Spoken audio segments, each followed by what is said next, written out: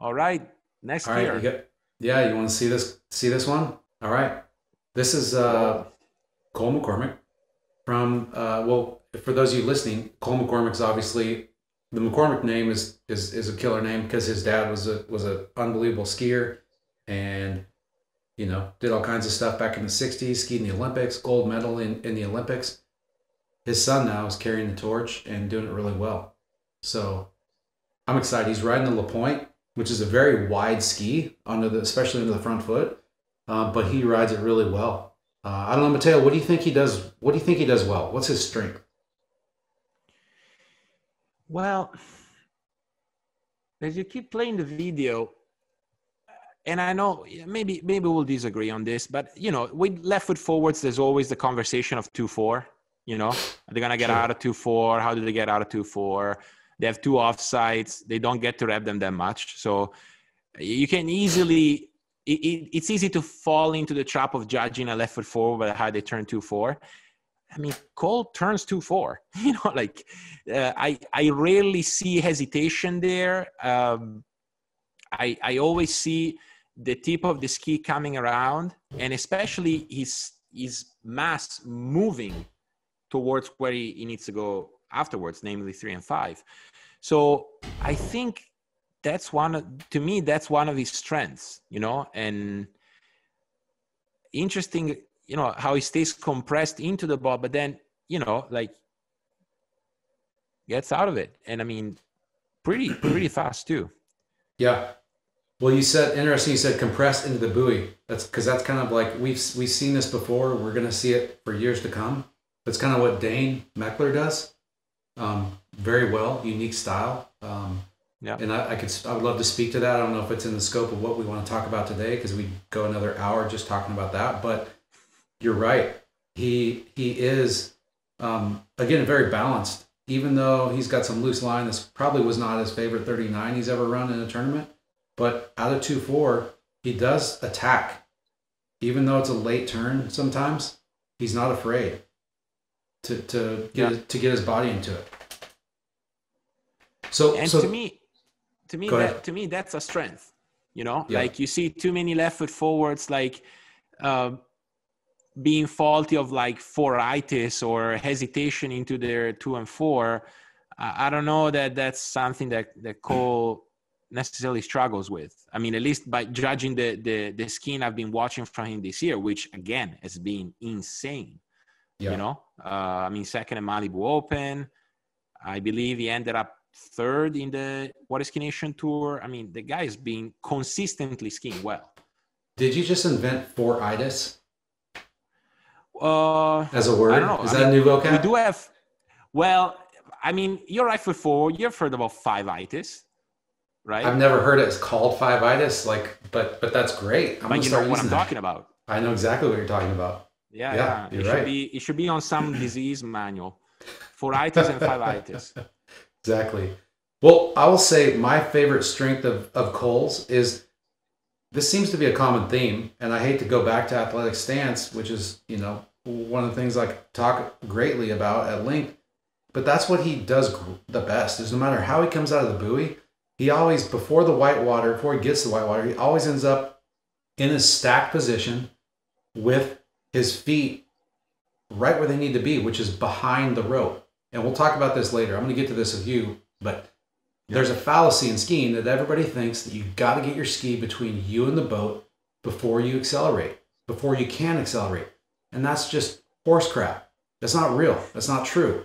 And we're going to get to it later with some drone footage of Matteo. But to highlight Cole's strength, that's what he does best is he gets, no matter what happens in the turn, he gets back over his feet and he gets stacked really well before the first whitewater. And that is why he can continue to get to the next buoy, in my opinion. You see it here. Not a great clean four ball. His tail slid so much that he almost fell off the back of the ski, but he didn't panic. He just continued to stay calm and composed, and now he's stacked again and ready to go on his offside cut. I think that's a key fundamental for a lot of people because a lot of us, as soon as we have a bad turn, we tend to think, okay, we got to pull harder. But the composure piece that Fred Winter has, that Will Asher has, that Matteo Lazzeri has when he's on point, that Brooke Baldwin has. Cole also has that. Even though he's got not the cleanest turn, he just stays composed, doesn't add any more, just gets stacked and moves his body in the direction he wants to go, keeps his feet behind the line on the acceleration phase. I mean, it's impressive to me how solid of an onside cut he has, you know. Yep. Like one of the things that stands out to me with him, which is you don't see, I mean, at least I don't see a lot of skiers do, is how much he rotates his upper body like at the end of his onside, right? But then the second he grabs the handle, you look at this, look how his right shoulder is coming around. But the second he grabs the handle, I mean, job's done, you know? Yep, exactly. There's no more movement. Exactly. I think back to athletic stance, I know it's a some people think it's a BS thing and it's not that big of a deal, and give me something that actually will change my skiing is what a lot of people are thinking. Athletic stance, getting in the proper position once the load comes from the boat will change your skiing. And you can see it from Cole here on his offside cut through the gates. As soon as the boat starts pulling on him, his body's in alignment, his feet are behind the rope, meaning his body is perpendicular to the top surface of the ski, and he's stacked with his weight distributed evenly through his feet. And there's no way around that as far as, and like you said, no matter what happens in the turn, he gets back to that point when the rope comes tight. So what do you think he could do better?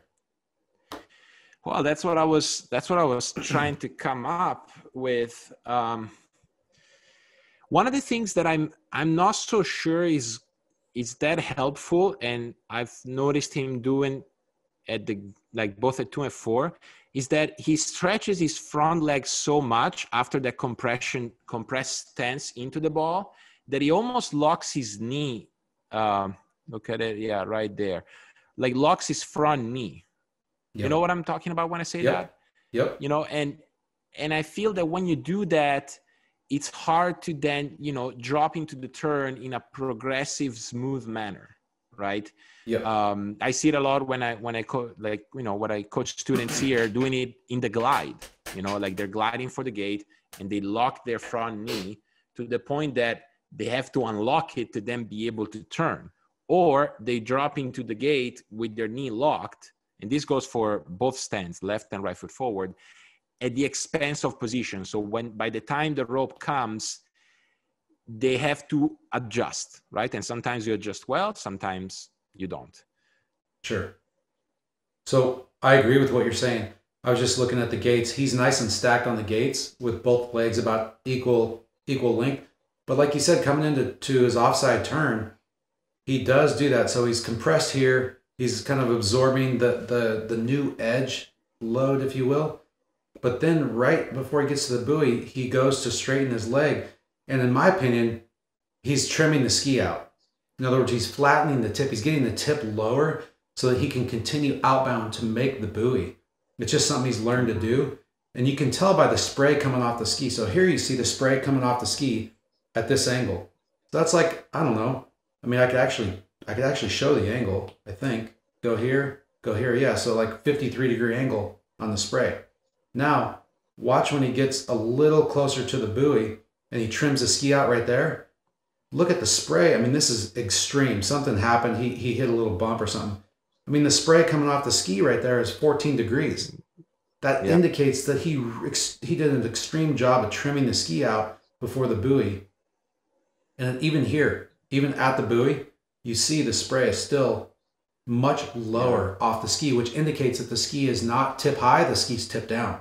But to your point, in doing that, because his body is basically his center mass here, this guy, because it's behind his feet are here, or his connection point, his front foot is there, he's too far back. He's too far behind his feet. So by pushing through his front foot to trim the ski out, it moves his mass, keeps his mass behind his feet. And so there's no, like we talked about with Brooke, the ability to rock, to be forward coming into the buoy, stacked, not, I hate to say forward, but to be stacked over your front foot coming into the buoy to keep the ski trimmed, gives you the ability to then transition and shift your weight back to create tail smear. If you're already back like this and you push through your front foot You can see the front leg is longer.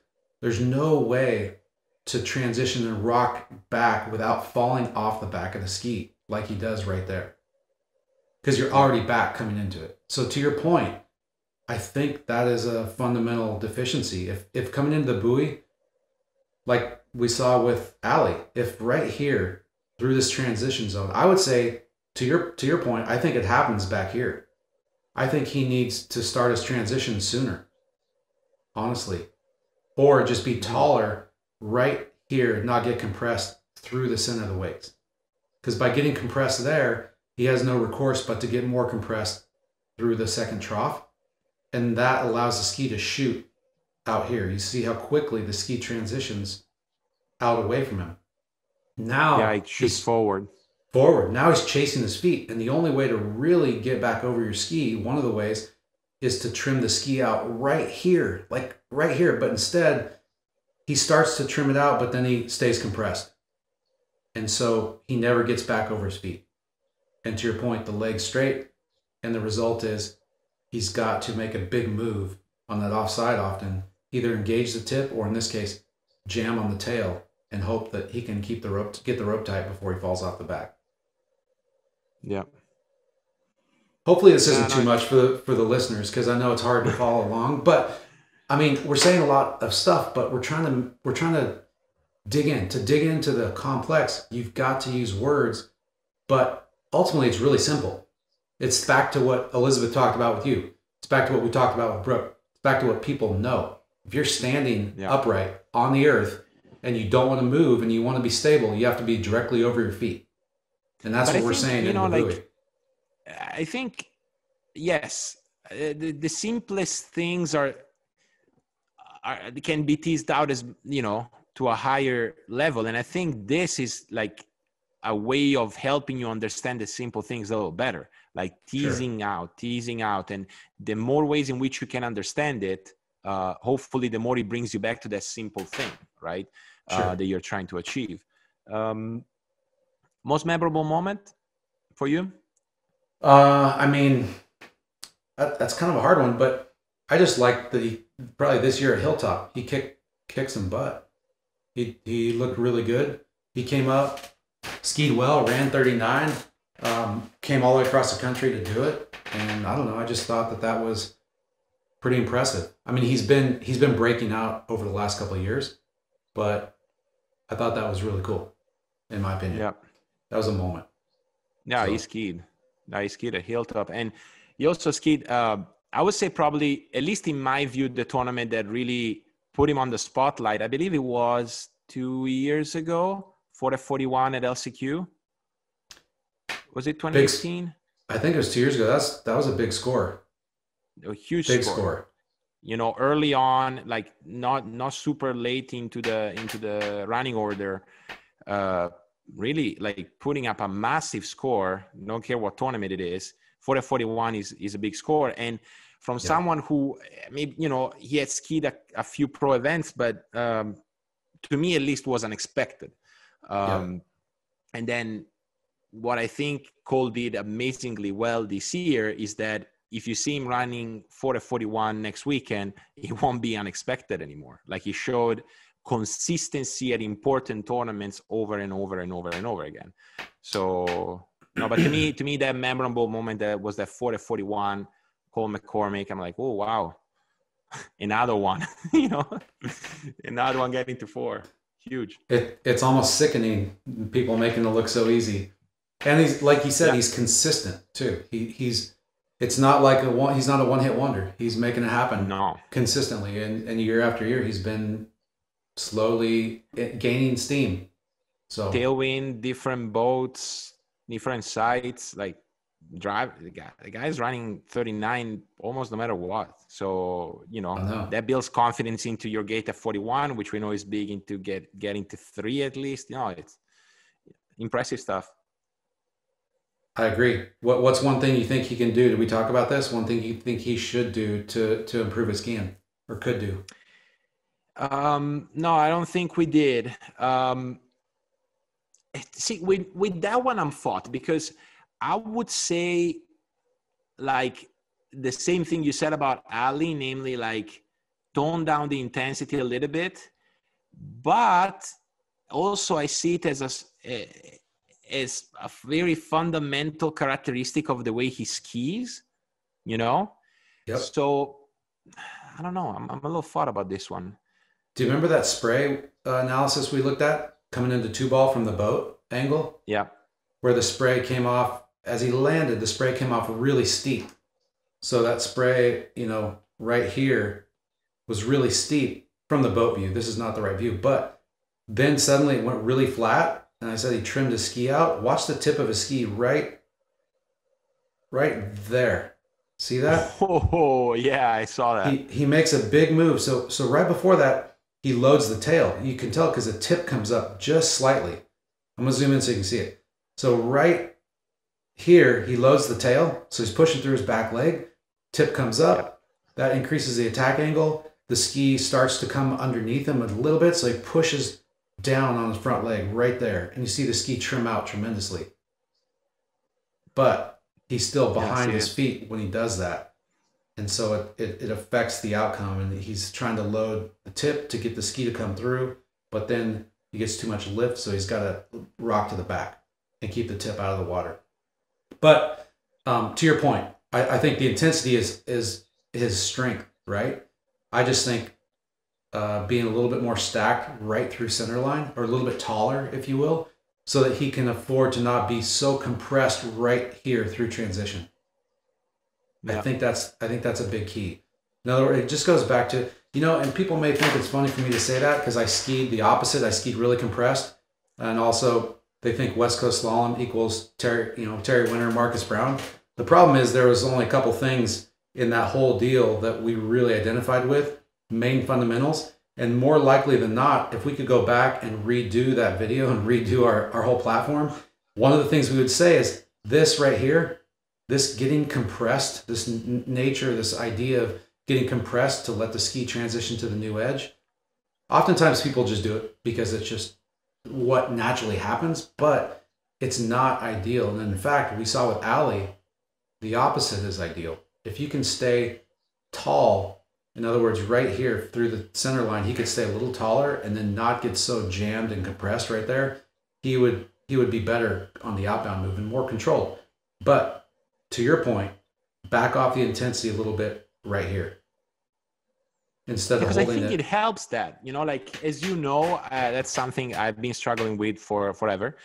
And what I've noticed is if I don't overdo into the first wake, like controlling that sort of like, you know, squatting motion of the second wake is a little bit easier. So I wonder if, you know, that could be one of the things that can help him. I agree. Oftentimes it's so simple. The simplest explanation is often the right one. And I think the simplest explanation for 90% of skiers is to just the downswing into the center line. People can overdo it so much. We always thought that was a work zone. People always told us that. They can overdo that downswing to center line so much that it ruins the upswing. It ruins their ability to control the tension in the rope outbound, because the tension, you stretch the rope so much to center line, it's going to rebound and pull you to the inside before you can control it. And that's, I think, what we're seeing from Cole, just a little bit. So imagine if he could fix that. I think we'd all be in trouble, unfortunately. Yeah. I think a lot of people will be in trouble. His 135, his onside is unreal. Hey, I have a drone shot. Should we watch that real quick of Cole? This is from, we'll just do this and we'll move on. So this is from Hilltop Pro-Am, and we'll just run it in slow-mo. What rope length? 39 from Hilltop. Bam. What a one ball. I know it's pretty good skiing. His onside is phenomenal, of course. You can kind of see that hiccup. I don't know if I should back it up. I'm going to.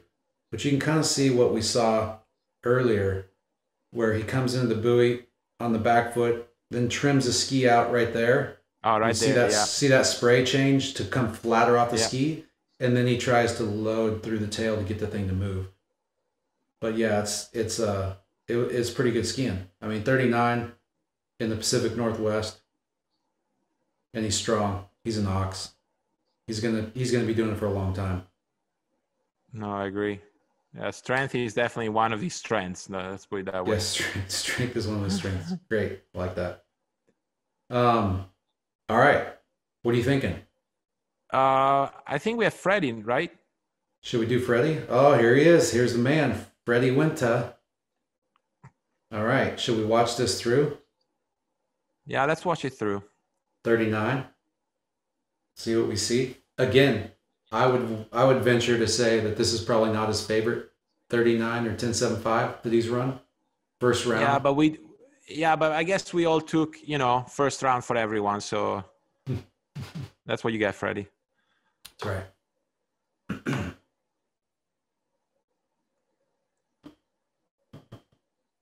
Pretty composed. See, that's, yeah. It's amazing no matter what happens in the fresh. Sorry, go ahead. Maybe because it's fresh in our mind about like downswing and upswing. But what I noticed right away is a lot of like patience at the onset of the downswing, right? Yep. I think one of the easy mistakes to do at any level, I mean, at Freddie's level or, 22 off level earlier, is to, sort of get your head back on the handle. Oh, the line is tight. Let's go. Whereas you see Freddie here, like really taking a progressive approach into the downswing and really control like his balance, his stance into the next ball. Yeah. Yeah. I would say one of his strengths, if not his main strength, is his ability, like you said, to no matter what happens in the turn, again, it's similar to what I talked about with Cole, is to always find that stance, like instantaneously. It's like he can't do anything other than get back into his I know he doesn't like to use the word stack or stance or whatever. I call it athletic stance, but he finds it immediately out of the buoy. And it serves him well because he doesn't overload on the downswing, so then he can control his swing on the upswing out to the next buoy. What else you see? Yeah, no, this is. I still have my mind stuck on that a little bit. What else? One thing, Freddie, that I will, since we're going to talk about it, one thing I think Freddie could improve on. And I know it's hard to say because he's a freaking world champion. But that's okay because I'm going to say it anyway. Is if he was a little bit more, you see how right here on this gate cut, right as he approaches whitewater, when the ski is like, okay, I'm ready to go, I'm loaded, and it shoots right there, just a little bit. It just suddenly gets a little bit more ahead of him.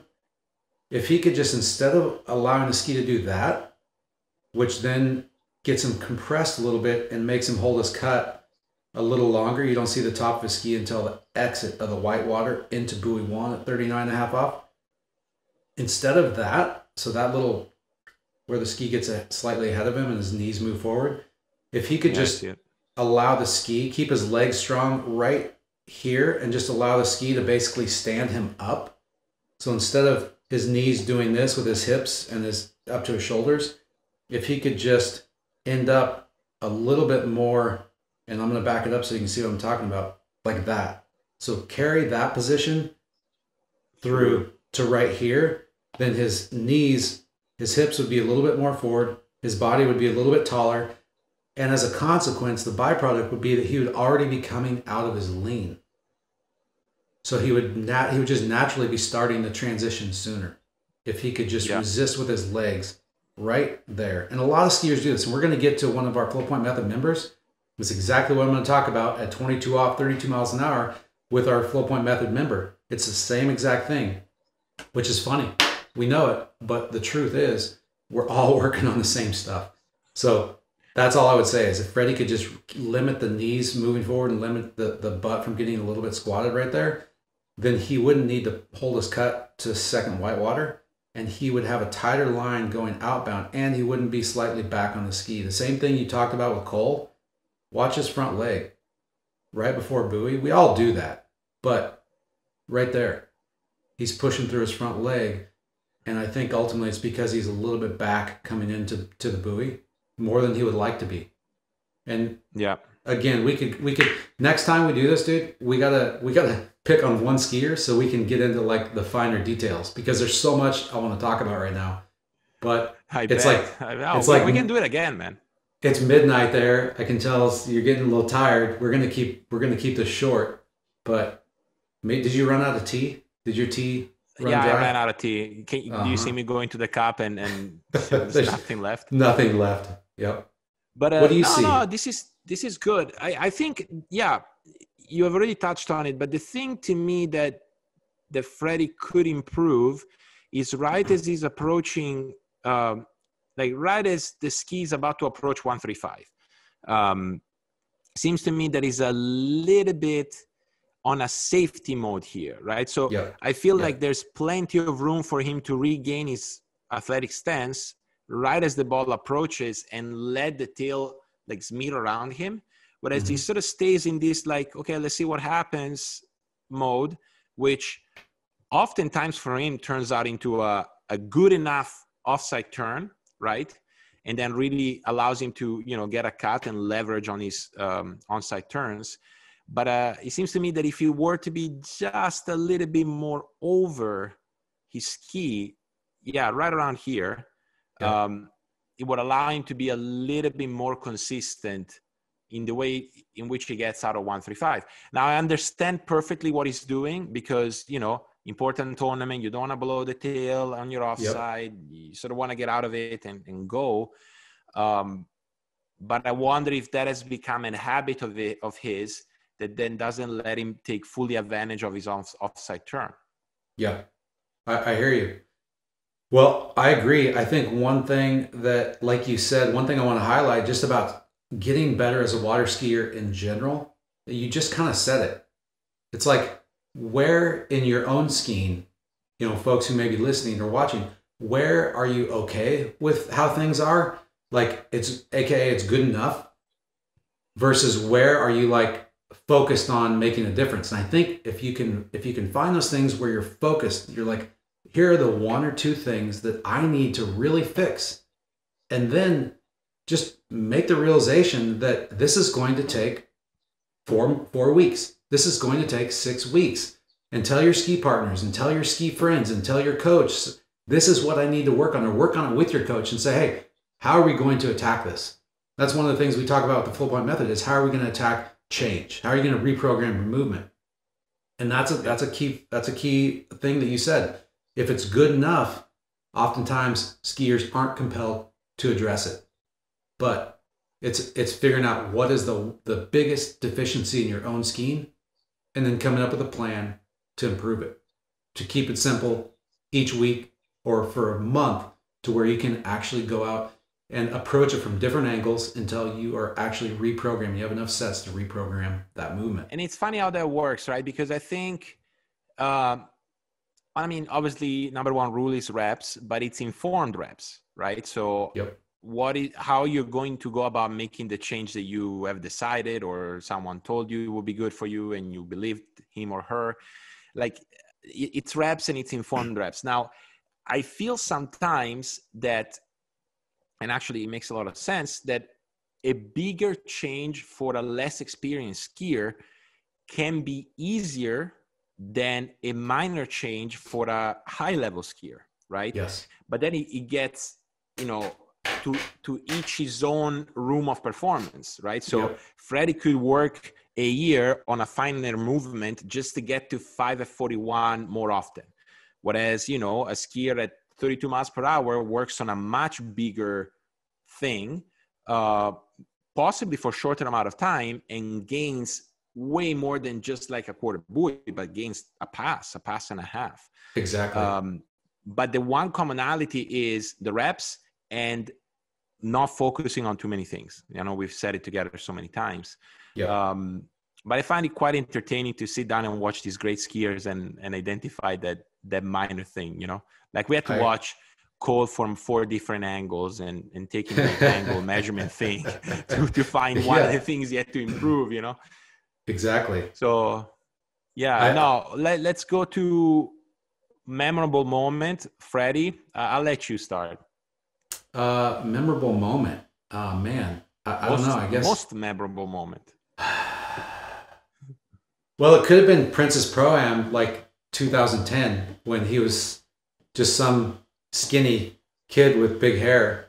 You know, I was skiing at the time, competing in, I think it was 2010, maybe. Yeah, I was like, oh, who's this guy? Who's this chap? He looks pretty good on the water.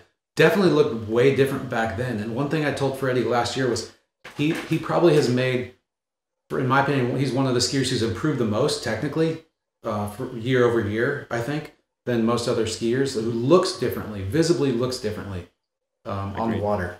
But I think probably when he came to the Cali Pro-Am a couple years ago at Belacqua, and like had just skied really well, you know, a week or two prior at another record tournament, and it was like, wow, what the heck's going on with this dude? Comes out and like absolutely killed it on a weird lake for him, and in a different state, you know, than he's used to being in. And it's like, okay, this guy, I guess he's on the scene now. Now he's here. Now he's here to stay. Yeah, it was 2000, either 13 or 14. It was like his first year I think his first year in Monroe. But I remember that tournament exactly, like came up, like a lot of the US public didn't know of him. And I think he smashed like 3.5 for 41 first round. And a lot of heads were turning, you know? Yeah. Yeah. Now for me. Oh, wait. Sorry. Go on. I was going to say Collegiate Nationals 2017, when he came back and skied his last year eligibility.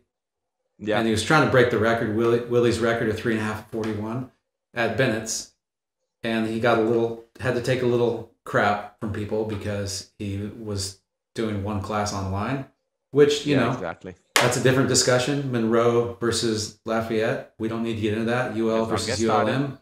But it is of note that was a moment in time where, you know, he wasn't afraid of the fire. He just walked right into it, said, I'm going to come ski my last nationals. Try to stop me. That was cool. Yeah. And I remember someone from, what was it? Someone apparently at the nationals had a sign that said, skiers are in school. I can't remember the exact story. It's something like skiers go to college or something like that, not at the lake, or it was some play words like that. And then, but I wasn't at that nationals. No.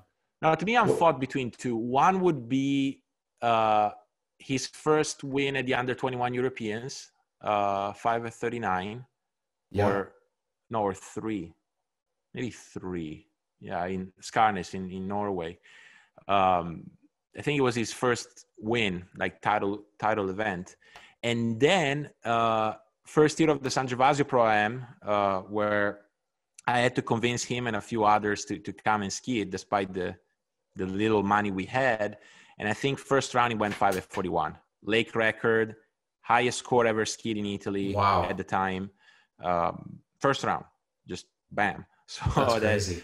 That made a lot of pressure off from me and Dad and my coach and all the ones that were doing the tournament, you know, like, is it going to work? Like, we're trying, and bam, 5:41 first round. So that was a cool memory of the start of something that ended up being pretty big.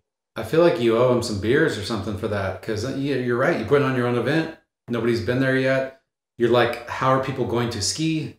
Dude comes out 5:41. You're like, okay, we can breathe now. We got this. I have paid my fair share of beers to Freddie over the years. I don't think he feels like I owe him in that regard. Okay, good. But before we move on from Freddie, I wanted to show you an overhead drone shot I have of him from the Hilltop Pro-Am. Yeah, I want to talk transition and buoy approach a little bit more with Freddie. So, can you see that 39 10.75? This is out of, I think, 2-ball into 3-ball. And one of the things that we talked about was that, you know, being kind of compressed through the transition and maybe ending up a little bit too far on the back of the ski. We talked about it with Cole a little bit, and we talked about it with Freddie. Notice when he lands on his new edge, notice the width of the ski path right here. And I mean width because the width of the ski path indicates how much the ski is smearing. So the narrower this path, say if this path was that narrow, the ski would be smearing less and tracking more. In other words, it would be moving in the direction that it's actually facing or pointing. And you can also tell by the amount of the angle that the steepness of the spray comes off the ski with right here. So those are good indicators as you move forward in time, listeners, to watching what the ski is actually doing. So you can see when he first lands, the spray comes off quite steep right there. But then as he comes into the buoy, he trims the ski out and you see the spray is coming off a little more shallow now. And that indicates that he's trimmed the ski out. And you can tell by the skier path right here, it's not quite as wide, that ski path, this path right here. So I guess my whole point with this is skiers always end up, the really good ones always end up before they get to the buoy, they always end up trimming the ski out. In other words, getting the tip down so that they can reach buoy width without skiing back into the boat. If he had maintained that smear position right here where the ski was smearing, you can see the ski kind of turns and it wants to go inside the buoy. But the touch and feel skiers that are really good are able to get their body back over the ski to trim it out. However, I think if Freddie could do it better, he would run 41 every time. Think of Brooke Baldwin. Brooke Baldwin into her onside turn, how she got the water to break 6 inches plus ahead of her front toe. That is what we're looking for into the buoy so that this droopy line syndrome right here, that droopy line doesn't happen. And the way that doesn't happen is if there's less of an inward component on the ski. So as soon as he lands right here and starts to smear, there's a force vector inside, pushing him inside continually as he approaches the buoy, pushing him inside. And you don't necessarily want that. Ultimately, what you want is you want less of a force vector on your feet so that the rope can be pulling you and you can be swinging around the pylon outbound. So I don't know if that makes sense, but that's what I see with Freddie. And again, he's running 41, so it's hard to argue with his moves. But you can even see here, and every skier does it, but right through the first part of the new edge, you see how a ski smears, and the tip is pointing inside the buoy, but then he flattens it out right there, just enough. Yeah. My contention is if he didn't pull as long, then he could do with less smear and he would be swinging around the pylon better. And if he land a little bit more over his ski right here, he would have a tighter line and be able to control the finish of his turn just a little bit better. But again, we're splitting hairs.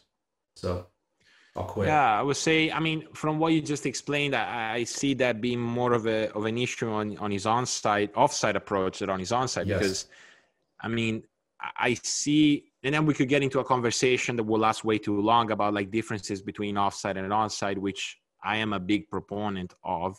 I feel like they're almost two different worlds. And if I were to see those worlds in Freddie, I see the approach into his onside seems to be more consistent and more controlled compared to that little bit of space before the offside. Sure. What I'm watching here. This is 39 again from the Hilltop Pro-Am.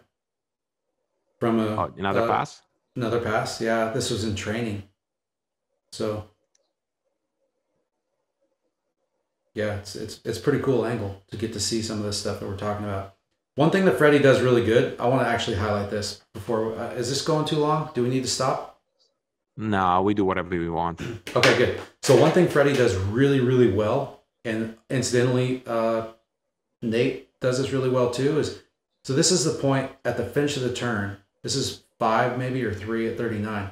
You can really see from this angle, the ski right here is when he starts to load through the back foot and starts to get the ski to smear. But if you're too far back on the ski, in other words, if your weight is already too far back, approaching the buoy or approaching apex, and then you try to make this tail move, this load through the back move, this front to back rock, then you end up falling off the back of the ski a little bit. Especially as the line gets shorter, this gets more critical. But what Freddie is one of the best at is he keeps he kind of hunches forward right here, allows his leg, his hips to drop back to really let the ski tip come up. That's obviously, we always thought that was bad, but what it innately does, or inherently does, is it allows him to drive the tail of the ski into the water, continually drive the tail of the ski into the water through the finish, while keeping his mass essentially. So you got his back foot, I'm gonna draw it just if I can, back foot here to his hips, but his hips to his shoulders is forward. So essentially his center mass is still somewhere right here. Does that make sense? So by jackknifing his body, he's able to not only dig the tail of the ski in, but then he consequently brings his shoulders forward to keep his mass moving through the finish of the turn. And what this tail of the ski does by digging the tail in is it allows the ski to stop. He keeps the rope tight, and then he doesn't lean away from the boat until you see his ski flatten out. He allows his body to land over his front foot, and then he accepts the load from the boat. So that is a key element that we talk about to cope with a bad position. I know people are talking about the best line, the ideal line. If you do everything right, it all happens naturally. That's great in theory. What happens when the shit hits a fan? Freddie's one of the best at managing. So he smears the tail. He realizes he's going to be skiing into the boat a little bit, meaning loose line. So he continues to drive through that back foot, but his shoulders come forward. He eats the line up with his arms. And then as the ski, because he dug the tail in, as the ski slows down and brings his feet back underneath him so he can accelerate, then he loads away from the boat. He doesn't load away from the boat too soon. Yeah, no, for sure. And I think that's what I alluded before about like that extra little bit of patience in the downswing, right? Like, so like the way I see it is like letting the boat go away from you so that you can get control and into an acceleration. I agree. It's a really cool angle. Yeah, you can kind of see what I'm talking about here, where he lets the ski shoot through, but because the tail is dug in, essentially what I mean by that is right here, he creates a high attack angle. So you see the ski sticking way out of the water like this. That means that he's trying to climb out of the water, but that just creates an inefficient situation where the ski is now decelerating, and he's doing it on purpose. He's learned to do it on purpose so that the ski and his feet, because they're both connected, will slow down and stop moving through. And then now his body gets pulled by the boat right back over his feet. And then he lands on his front foot. Feet are slightly behind the rope, and he accelerates and can make the next turn. He runs 41 like that. And it's not ideal, but he's making it work. And that's a coping mechanism. It works really, really well. Okay. What else do you want to talk about? I don't want to talk about me. Here's okay, Matteo, we're going to talk about you only for the purpose of showing people once and for all that you cannot let your ski get between you and the boat. If I hear that one more time, getting the ski under the line, getting the ski between you and the boat to be able to accelerate, I'm going to blow my lid. That is not how water skiing works. If you can use footage of me to make a point, I'm honored. So go ahead. All right, here we go. So 38 off. Let's just set the scene. We're testing skis at my lake last fall, a little over a year ago. So you're on a ski you've never ridden. So I want to put that out there so people aren't like, well, that's how he normally skis, because it's not. But the fundamentals remain. So what I want you to know is 38 off, rope's really short. You smear the ski nicely. You keep the rope relatively tight. And you can see what I'm talking about, where you move the tail through, and right there, now the ski's at a high attack angle, so it will slow relative to your body. So essentially it's like you're pinning your feet here, and the boat's starting to pull your body that way. So there'll be a nice rotation like this to get your body back stacked. Watch it right there. Now, what I want people to notice is your body is essentially perpendicular to the ski, okay? And this is the key fundamental that Mike Sider had years ago. If we wouldn't have done anything else other than listen to him talk about how you have to move your mass in the direction you want to go, that is the ultimate fundamental in water skiing. Look at the pull from the boat here. from the handle to the boat. Do you notice anything? I'm going to draw it better. From here to the boat. Let's say that's the line of action of the boat. Where are your feet relative to that line of action? Actually, you know what? They're behind, and it's funny. Like they're further back than what it feels when you ski.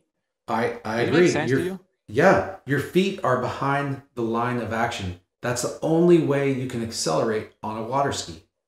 I don't think people are quite clear on that, and that's why I love the fact that you were able to see that, and that's why I love this angle, because it really shows to accelerate, you have to have your feet behind the line of action, all the way to up until center line. You can't keep that to center line.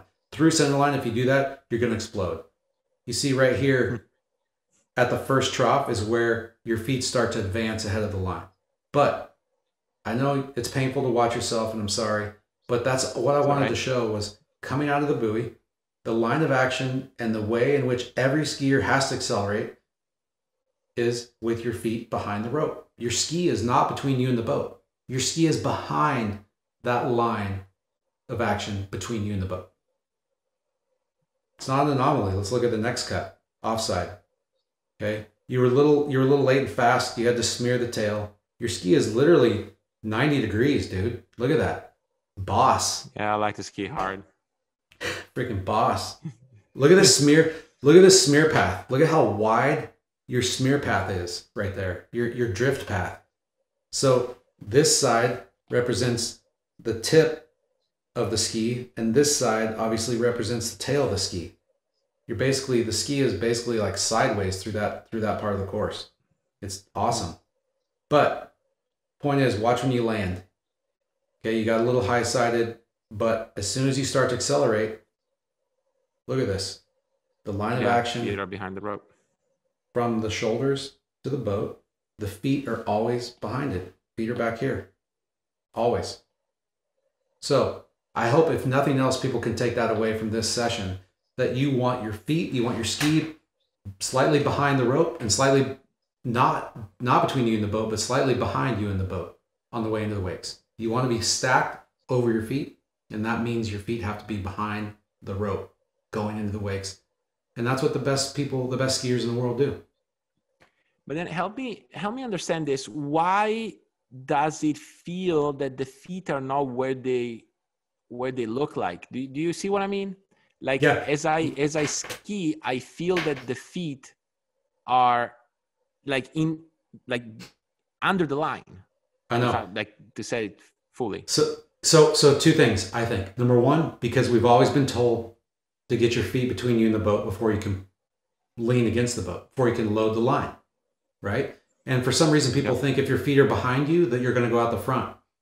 But the other reason I think it might feel like your feet are further ahead than they really are is because your upper body actually, not just yours, but everybody's upper body is essentially from the knees to the head is essentially looks like it's almost in line with the boat or in line with the rope. Here's the rope coming from the boat, and there's your line of action from your shoulders to your knees. So it almost does look like everything's in alignment, right?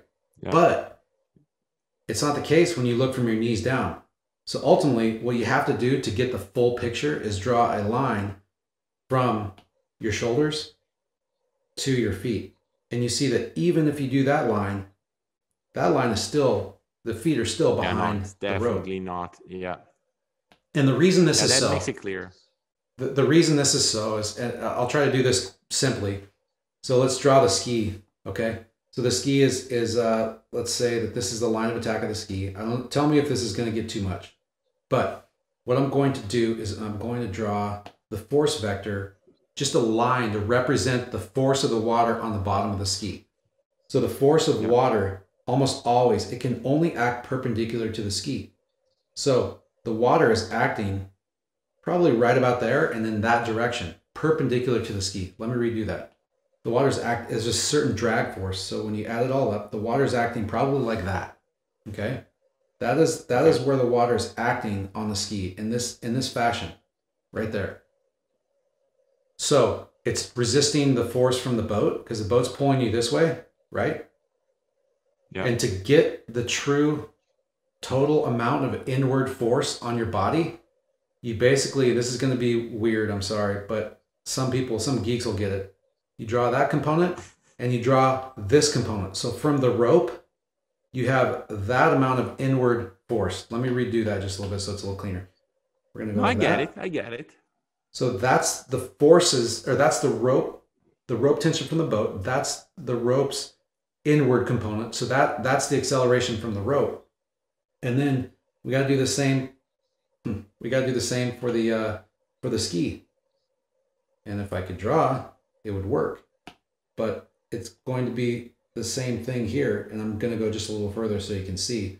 But essentially, that is the amount of acceleration from the ski.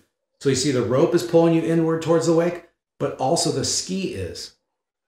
So if you get your ski between you and the boat, which often happens, people actually fall out the back, or they load the rope and they don't go inward. So I know that was really in depth, and I'm sorry, but I'll get into that more later. It's a good one. So you don't want to see yourself from the shore? It's not really how I've been skiing lately. No, this is again testing. I wanted to show how friggin' boss this two ball is. Look at this, dude. Look at this turn. I think you have one of the best, if not the best, heel side turns in the business. Look at that, dude. Are you kidding me right now? Rope stays tight. Look at that. Unbelievable. Mm-hmm. Yeah. No, you don't like that?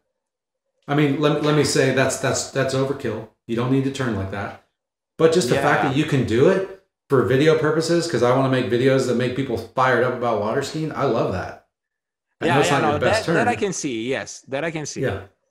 What ends up happening? Is it the best two ball to round 41? No. I don't know. What ends up happening is this, and this is what we talked about previously with Ali, right? Like being able to stay tall through the transition limits the speed with which the ski can do that. You see how quick the ski gets away from you. Yeah. And lastly, I think that's the thing I've improved the most on this year. But still painful to watch how it was. Well, again, this is a ski that you hadn't ridden before. So. Yeah, we did a lot of that week. That week we did a lot of that. Okay, so this is Shep. He's from the Northeast. He's from New England. And he's one of our Flow Point Method members. What I'm already seeing from these few turns seems a little like handsy to go back to the handle, you know? Mm-hmm. Like it seems like he's not particularly comfortable with one hand on the handle. You know, wants to get back to it pretty quickly, except from this last turn that I saw. So, could be a lot of things. Could be just like, probably not feeling particularly balanced into the turn, or in his case, also in the glide because he's doing a one in the gate. Yep. But it could also be just like feeling that need of going back to the handle quick so that I can accelerate, which oftentimes ended up working against you. Sure. That's the first thing that I see. I see a big smile on his face here. That's good. He's a cool guy. He's always fired up. Here's what I would say. I think kind of what we talked about with Freddy Winter earlier. I think this moment before the first trough and before the wake crossing is a key critical moment for a lot of skiers. And I feel like right here, if he was more stacked, in other words, from the knees down, looks great. Like this down looks awesome. But he's sitting in a chair and then goes up to his shoulders. So ultimately he's not extended, or what we would say Brooke was really good at, being stacked completely. I feel like that's where Shep could be if we just change the color so you can see what we would hope he could do is hips here and then shoulders there with his head on top. You see just being a little bit more forward and a little bit more extended. What that would allow, in my opinion, number one, he would be getting more out of this cut. So the ski would be more trimmed out, if you will. And when I say trim, I hope people know, I mean, instead of the ski being on this attack angle, the ski could be a little flatter on this attack angle, which would create more speed and acceleration for less line tension. But the result of being compressed right here before you hit the wakes is then you're already lower to the water. So then you have to absorb more right here. So you end up getting even more compressed. It's like compounding. So the more stacked and balanced you can be, the better athletic stance you have before the first trough, at no matter what line length, the better you'll be able to cope with, in my opinion, this transition phase. And you see, it's just really hard at 22 off, or maybe it's 28 off, 32 miles an hour. It's really hard to deal with that rooster tail. Yeah. No, I see it for sure. And I think must not be a mastercraft is all I want to say about that. Oh, this 22 off. It's 22 off, so even harder. But I think one of the things that allows you, see, like here, he absorbs the wakes in his offside pull, maybe more out of habit though, than because I see that position being better here into his first wake. Mm-hmm. What I would say is, to me, one of the things I've been preaching for a while now is like your turn is your opportunity to prepare yourself for the downswing, for that position. And sure. I feel that if he was just a little bit more patient, like going back to the handle, right there, right? Yep. Right there. Exactly. Yep. Then I feel it would give him the time to get into the position that will allow him to be stuck the way you talked about into the first wake, right? Yep.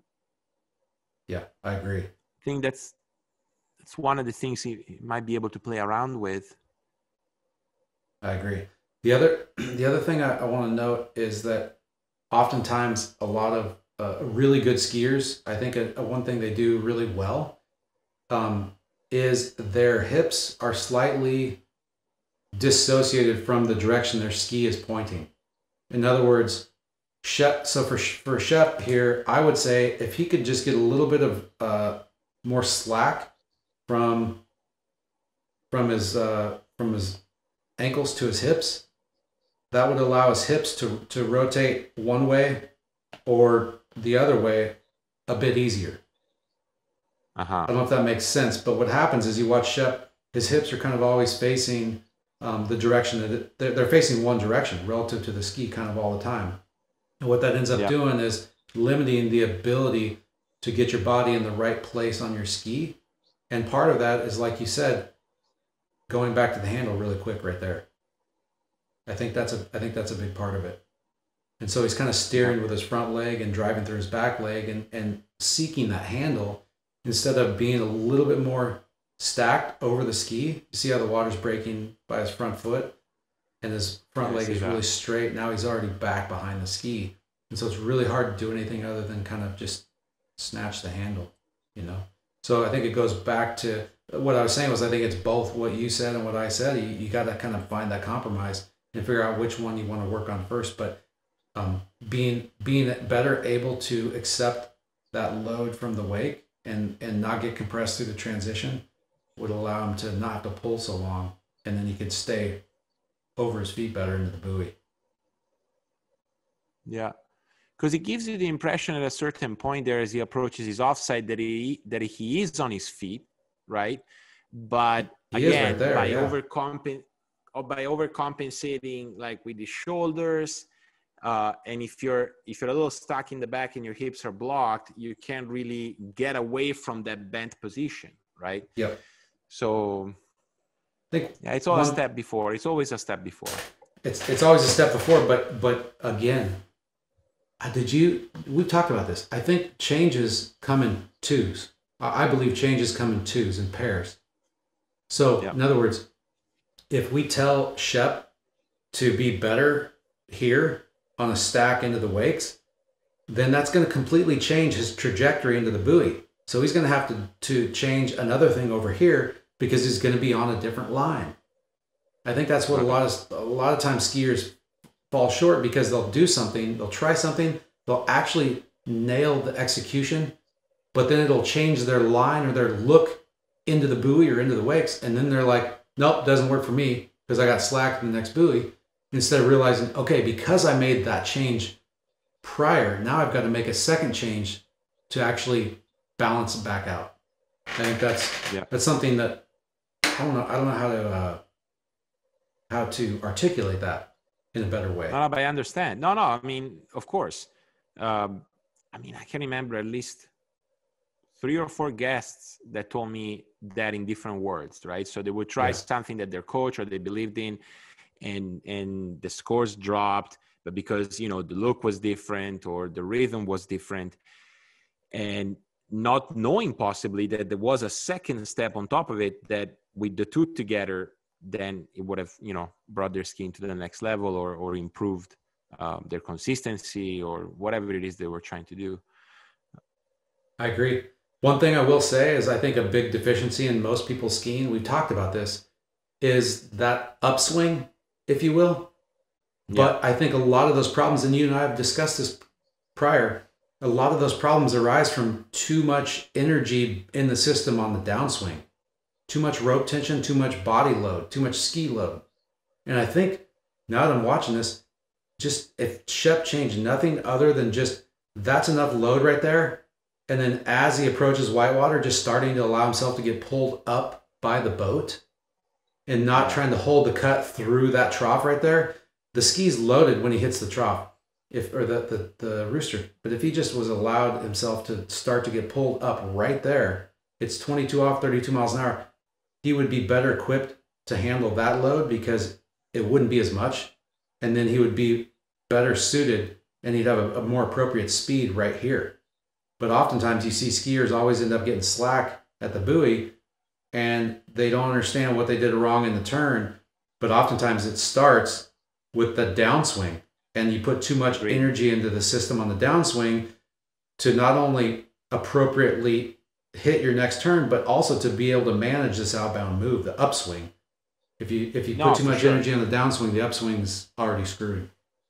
Yeah, it's kind of like like a release of energy, and then you're just sort of like waiting for the ski to slow down rather than like controlling the upswing and being balanced.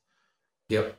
You've talked about that when we talked previously on the Flow Point Method podcast about trying to manage and balance that out so that you are in relation to the boat, you're making your move at the right time. And when you're free skiing, you can feel when the right time is and just start to move back in. Once you get good, once you get a couple free ski sets under your belt, you start to move back in and you know what that feels like. But if the buoys are there and you have the free ski feel in your mind, but your rhythm starts to get off, that's when you start to do things like rotate, drop the shoulder, load the rope into the wakes, shoot the ski, snatch the handle. I think it goes back to what we said, like a properly ran pass feels a lot like free skiing and the buoys happen to be there, you know? Yep, exactly. Okay, I think we probably bored people enough. What do you think? Yeah, I think we did enough. Let's just do a little bit of small talk. What are you up to these days? Well, hold on. I'd be down to do that, but I want to show Freddy Winter running 41 off and almost running into the boat. Do you want to see this? Should we do this? Let's do it. Okay, let's do it. Freddie will love it. Show me some 41 off 6 buoys. We can do small talk. So Freddy Winter at the Western Regionals, when he came out to help with the Mastercraft launch, I just want to show how much of a beast this guy is. And I don't understand how he's doing it. I mean, I understand how he's doing it. I just don't understand how he does it all the time and takes the falls that he takes. But like, for instance, your 2 ball is phenomenal, and so is his. He pivots on his elbow right there, like Maple. It looked like Maple. Oh, actually. Nice. Spray in the face, yeah. But look, like we said, he always lands back in his stacked position, right? Yeah. Always. And he doesn't ever overload on the cut. Let's see what happens here at 3. By the way, you can cut this out so your viewers don't have to listen to us watching video. No, that probably sucks. Look at this. Catches the tip of the rope. Digs the tail in. So you see what I'm talking about with digging the tail in?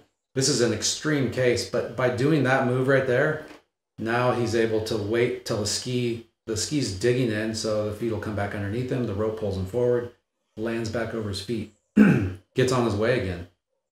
Yeah, I'm gonna predict a massive 4-ball here, even just from the facial expression. Look at these. It looks like what's he doing? Looks like his head's out a car window. It doesn't look like he's actually trying. He's just got wind in his face. There he's trying, gritting the teeth. Wasn't that big. He needed a bigger one, I think.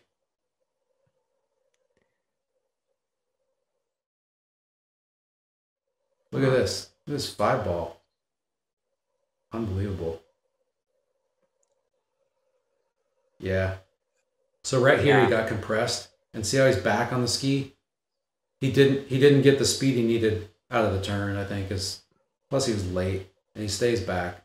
Now he's like, shit, what am I going to do? Oh, I'm going to throw oh yeah, I'm Freddy Winter. That's what I do. I'm going to throw the ski around the buoy, and then I'm just going to step onto the platform. Why don't I? Oh, boat spray in my shin. I like that. Feels good. Here's the handle, Marcus. Take the handle. All right. Well, that was fun while it lasted. Guy's a beast. So, getting ready to ski, was warming up for a ski ride. It's December 2nd. It's like 64 degrees. People are skiing here at the ridge. And I was thinking about the warm-ups I do before I ski. I was thinking about the visualization I used to do before I skied every single ski ride, tournament or practice. I was thinking about training in the gym. I was thinking about the mental, the mindset, the nutrition piece, and the technical, all the technical knowledge it takes to better yourself as a water skier. And I realized, like, there has been no future with regards to how to approach becoming a better skier until now. That's what we're really providing. We are believing at the Flow Point Method in a future where you have the tools necessary, you have all the resources that you need to chart your own path, to take your own skiing into your own hands and take the components, the 5 pillars, technical, equipment optimization, fitness, nutrition, mindset, and to really bring them all together into one place where you guys can log in whenever you want, computer, iPhone, iPad, doesn't matter, and start to develop an understanding of how the sport really works.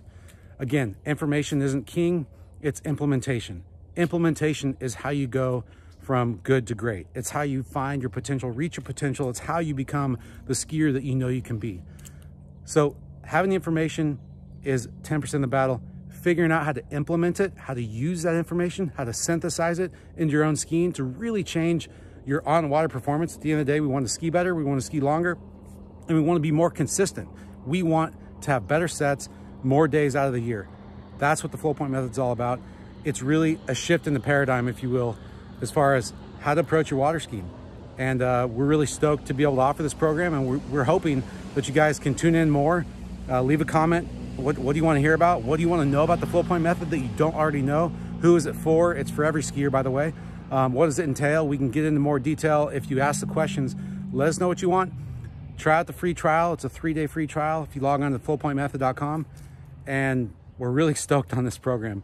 So give it a go. And I'm going to go take a ski right now.